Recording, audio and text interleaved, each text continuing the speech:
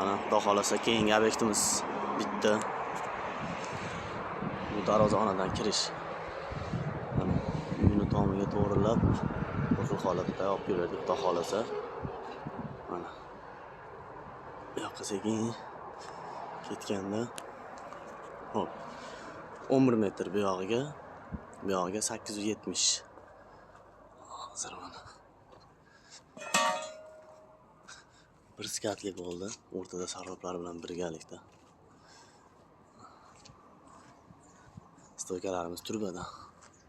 Mana oldi tomondan ko'rinishi chiroyli holatda. Har bitta fermalarimiz. Bu tomoni 16 metrga, eniga 16 metr, uzunligi 13.40.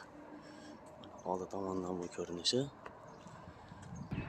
Ha, bunimiz tepa tomondan ko'rinish holati. Xudo xolasa chiroyli holatda chiqdi. Bu yerlarimiz loy bosilgan. Bu yerimiz oshxona, narigisi hammom, narigi oralig'imiz. Bu yerga ham loy bosiladi. Bu tomon ko'rinish. Hozir mana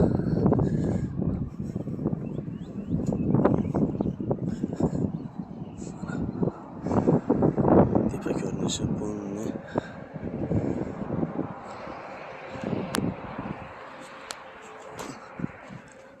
İç ko'rinishlari mana shu holatda bir xil qilib xudo xolasa bitirdik. Bu orqa tomoniga ham rekalar tortib berdik Prantoni uchun.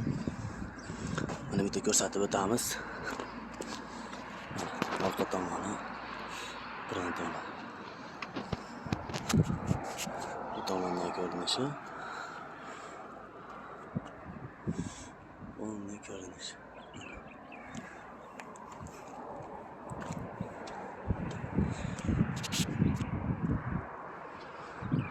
Xudo xolasa keyingi obyektimiz